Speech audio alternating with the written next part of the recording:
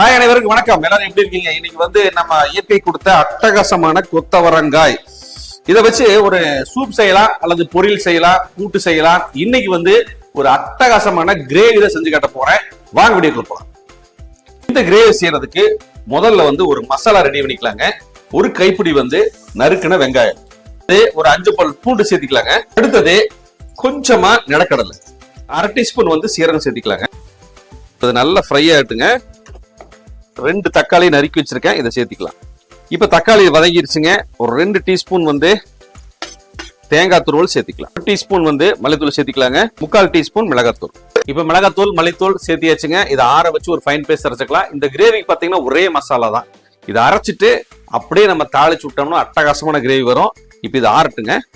Gravy செய்யறதுக்கு ஒரு 2 table spoon oil போட்டாச்சுங்க. கொஞ்சமா சீரகம் சேர்த்திக்கலாம்.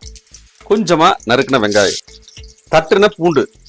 இது ஏன் பூண்டு தட்டி போட்டேன்னு பார்த்தீங்கன்னா, நிறைய பேர் இது கொஞ்சம் கேஸ் பிடிக்கும் அப்படின்னு சொல்லுவாங்க. அதனால கொஞ்சம் பூண்டு தட்டி போட்டிங்கன்னா அதுக்கு வாய்ப்பு இருக்காது. அதனால பூண்டை தட்டி சேர்த்திக்கலாம்.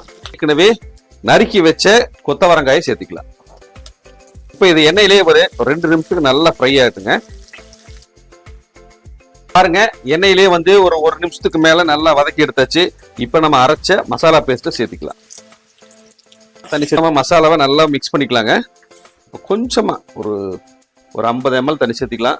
இப்போ இந்த கிரேவிக்கு தேவையான உப்பு ஒரு 1/2 டீஸ்பூன் சேர்த்தி வச்சுங்க. மிக்ஸ் பண்ணிட்டு ஒரு 7 நிமிஷம் நல்லா குக் பண்ணி எடுத்துக்கலாங்க.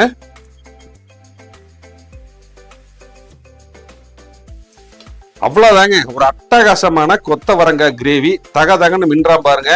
நல்ல இட்லி, தோசை, சப்பாத்தி, ரைஸ்க்குலாம் வச்சு சாப்பிட்டோம்னா செமக்கணக்கில் இருக்கும். இதே மாதிரி நீங்களும் ட்ரை பண்ணி பார்த்துட்டு எப்படி இருக்குன்னு சொல்லுங்க. மருத்துவ குணம் இதுல நிறைய இருக்கு. இதை வாரத்துக்கு ஒரு தடவை எடுத்துக்கலாம். ஒரு அட்டகாசமான கிரேவி செஞ்சு காமிச்சிருக்கேன். இந்த வீடியோ பிடிச்சிருந்தா, புதுசா வர்றவங்களா இருந்தா சப்ஸ்கிரைப் பண்ணிட்டு பாருங்க. நிறைய பேருக்கு ஷேர் பண்ணுங்க. நன்றி, வணக்கம். அடுத்த வீடியோ பார்க்கலாங்களா? பாய்.